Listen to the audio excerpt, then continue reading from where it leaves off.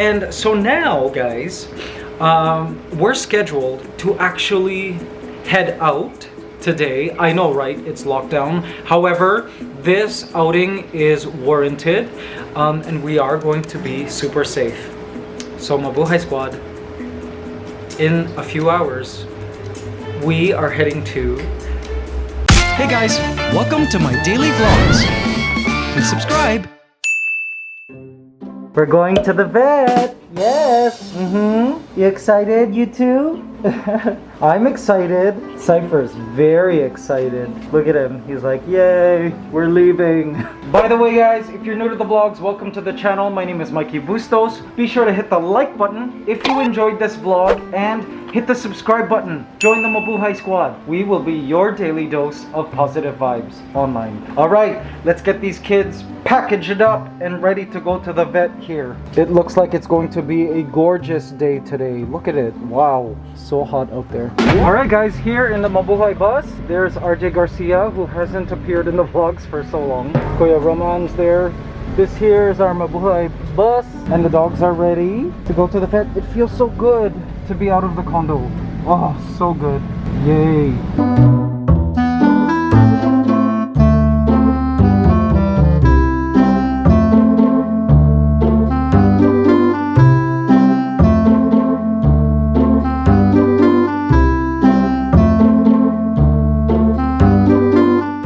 Yay, they're back. Hey guys, ready to go home?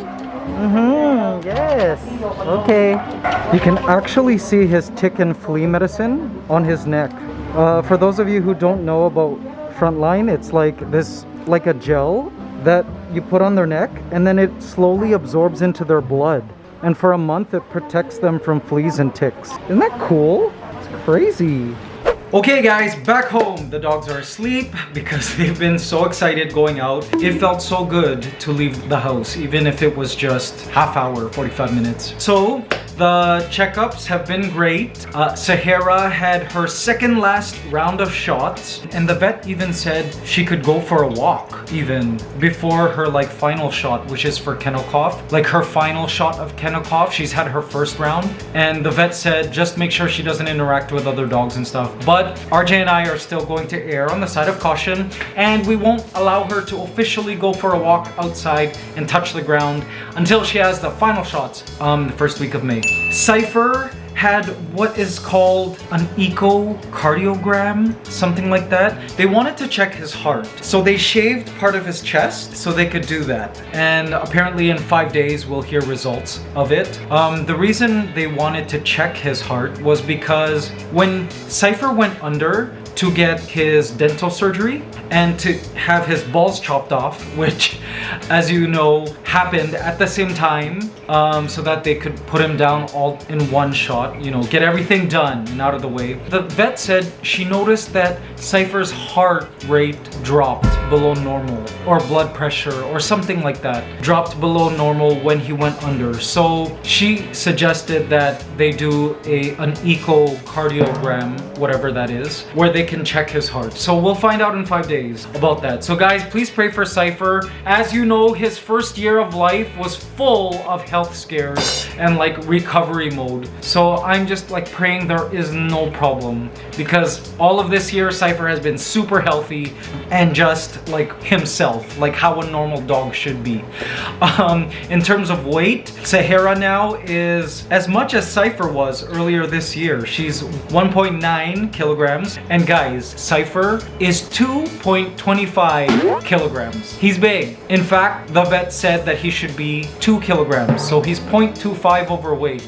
So RJ and I have to kind of adjust, I guess, the amount of food that we're giving him, especially RJ. He loves to see Cypher eat, because all of last year Cypher did not have any kind of appetite because he had Ehrlichia, right? And then the pain from his leg and maybe the pain from his teeth. I think we've gotten carried away now with giving him food. And we gotta remember that having a big torso isn't necessarily healthy for Cypher, especially because the vet said that he needs to be 2 kilograms max for the sake of his hip, which has healed from a fracture. So that is the full update, guys. Dogs are just all around healthy. Oh, and yeah, of course, they had frontline flea and tick medicine on their neck so that there is no problem of like tick or flea. Thank goodness. I just can't wait, guys, for the day that I can walk both dogs, you know, roam freely in the outside like all dogs should. When the moon hits your eye like a big pizza pie, that's amare.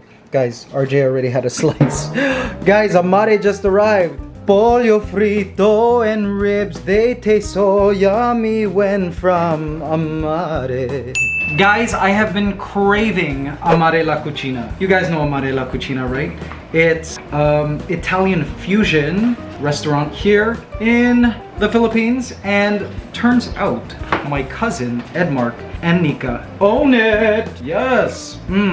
Guys, honestly, the best pizza, not being biased, the best pizza in the Philippines. It's brick oven, it's just so delicious. The dough, the tomato sauce, the ingredients, the cheese. And this here is called Pinoy Boy Pizza. If you haven't had it yet, what are you waiting for? Go try it. I happen to have invented, yes. It's named after my YouTube character, Pinoy Boy. And guys, this here, this pollo frito, so good. Okay guys, let's eat, shall we? OMG. You know what other flavor is really, really good? You should try their 6-cheese pizza. Oh, so good. So yummy, guys. Okay, let's try this. Oh my gosh, look at the cheese. And you know what? I'm gonna dip it in this.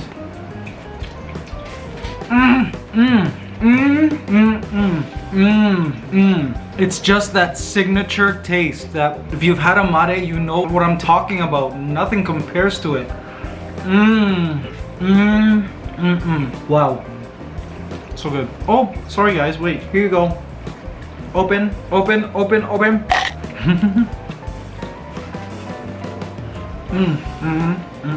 Wow. Alright guys, let's try this pollo frito. It's basically fried, breaded dark meat. So like chicken thigh meat. And so it's so tender and juicy and flavorful. Wow guys, wow. Alright guys, so it's evening now, and I am super craving some fruits. And while I eat this, I wanted to show you guys at home. Of course, you guys know what this is. If you're from the Philippines, or if you're from the tropics, or even if you're a fan of tropical fruits, you'll know that this is papaya. Papaya grows naturally here in the Philippines, and yay, it's growing at our future farm, the Mabuhay Squad farm. We have a few papaya trees. All right, so what I'm doing now is I'm just using my spoon to fish out all of the seeds. They're really soft, like little balls that obviously you don't eat. All right, awesome. Oh, I miss giving those to Ligaya. Ligaya loved papaya seeds. She loves popping them in her mouth.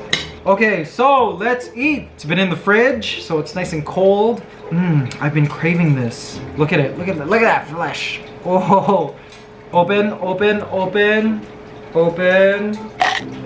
Yes. Is it good? Oh yeah. I love papaya because it's like mildly sweet. It's one of those mildly sweet fruits. It's not tart, like not sour. It's like mildly sweet, and it's just so good. Do you guys like papaya? Like a little more mild in sweetness than like a watermelon. More like the sweetness of a cantaloupe, but it's not. It doesn't taste like a cantaloupe.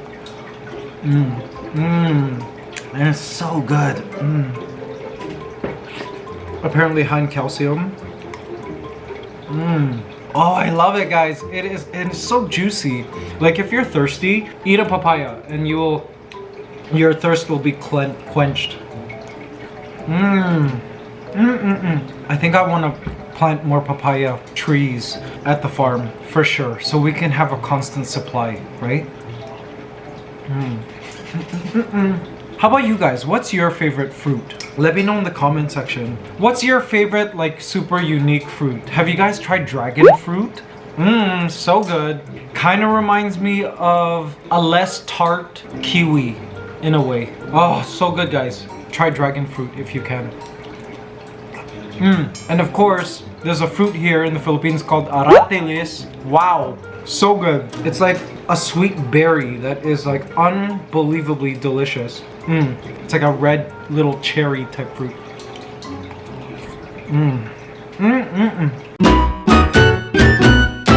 Good morning, guys. Yes, did you sleep well? It is currently, well, 5:52. I was up at 5:30. Having some Cypher's coffee, which you guys will be drinking with me soon. Yay!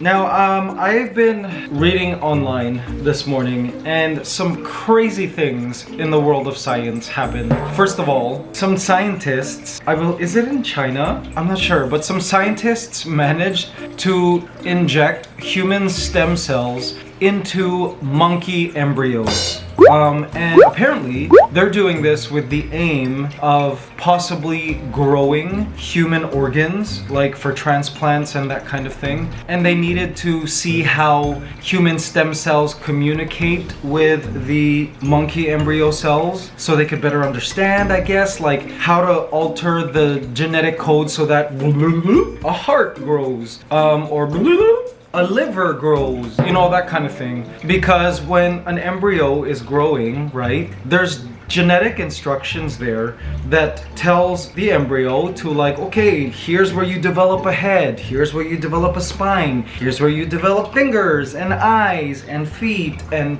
intestines, lungs. So then this embryo eventually does become a human, or in this case, a monkey. So they're trying to stick human stem cells with a monkey embryo so they can see how, like, things communicate. So hopefully they can do something so that instead of like a human monkey hybrid growing, a human heart grows, or, you know, like that. So that's what they're trying to do. But like, it's causing a bit of controversy online because obviously you're making a human monkey like group of cells, and then ethically the scientists have said, yeah, we've destroyed it.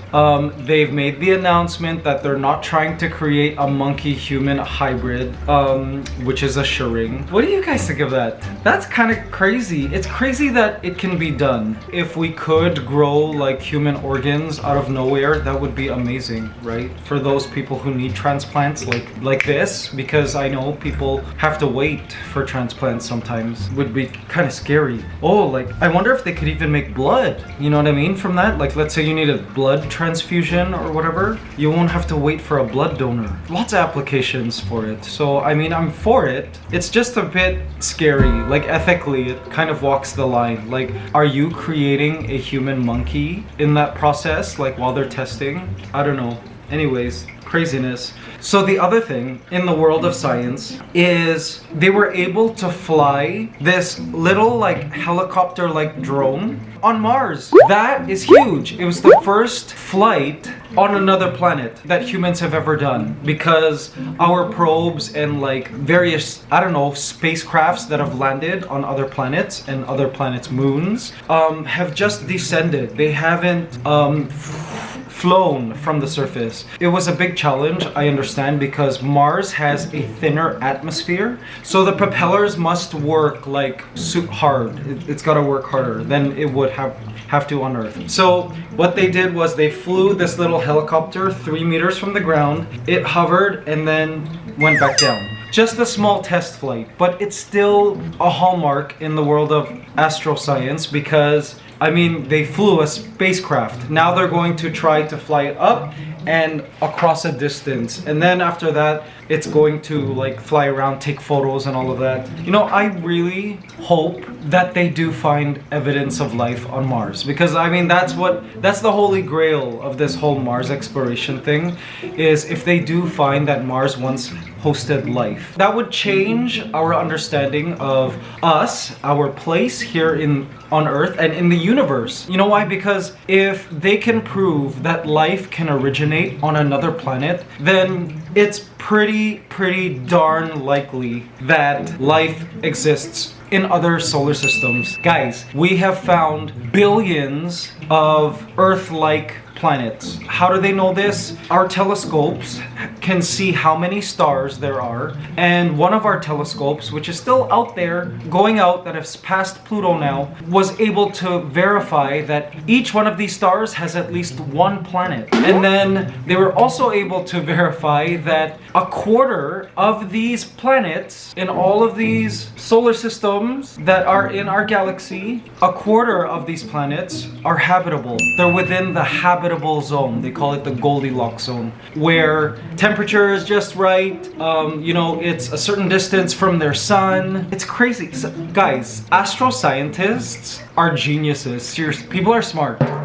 But yeah, so it's highly likely there is life out there, whether it be microbial life, whether it be animals, whether it be intelligent life like us. In my opinion, and in the intuition of thousands of scientists all around the world, it's highly likely that life exists out there. It's just a matter of finding it and confirming it. So they want to confirm that Mars has liquid water, which is needed for organic life as we know it on Earth. I believe the probe that's there now will be taking soil samples, which will be injected into another spacecraft that will be landing in the future on Mars. It will take that, and apparently it will like blast off into space and eject the soil sample through like to another spacecraft, which will blast off to Earth. Crazy! Oh my gosh, guys, the plans. And so once it gets down to Earth, scientists need to be super duper careful. Like, apparently it's a company, they're going to outsource a company that deals with biohazards. Because imagine if there is microbial life in that one soil sample, and somehow like the microbes get loose, and then you have like, you know, coronavirus part 2, only it's Martian, it's not even from Earth. That would be a disaster. That would be super bad. So but yeah, they're trying, that's what they're trying to do. They're trying to find possible signs of microbial life in the past through like fossil record or whatever, or currently, if there is fossil life, and it's very plausible that Mars has life on its surface or in the ground. It's just mind-blowing stuff, guys. Wow, like what a time to be alive. And by the way, I know about this stuff because I've been spending the past like 2 weeks during this lockdown watching like space documentaries and documentaries on like life, how life originated, all of this. It's just really mind-blowing stuff. Astrophysics.